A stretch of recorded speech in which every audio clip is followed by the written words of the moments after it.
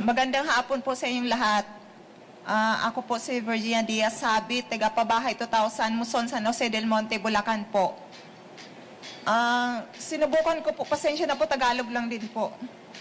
Sinubukan ko lang po talagang tumakbo bilang pagka-senator po kasi gusto ko pong maipagtanggol po yung sarili ko.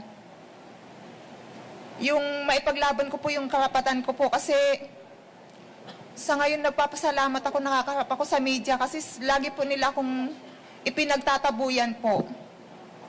Sana yung isa sa magiging ano ko po, yung pagbiktima po ng cybercrime, sana wala na pong magtataboy sa kanila kapag may hihingi ng tulong.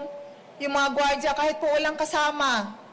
Yung mga guard po tinataboy po ako.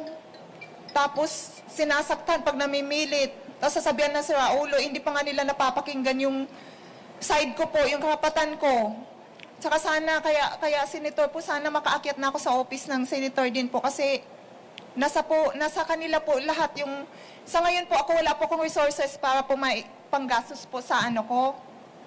Pero ang alam ko, ako po yung ginagawang resources ng mga mga batas ng mga ginagawa ng mga senators po, kahit kay President Marcos. Tsaka yung mga topic nyo po sa TV, lahat ng channel po, Channel 2, Channel 7, Channel 5, DCRH, lahat po mga FM, LSFM, Love Radio po, lahat po sila. Sir, sana, tsaka wala din po kasi akong abogado eh.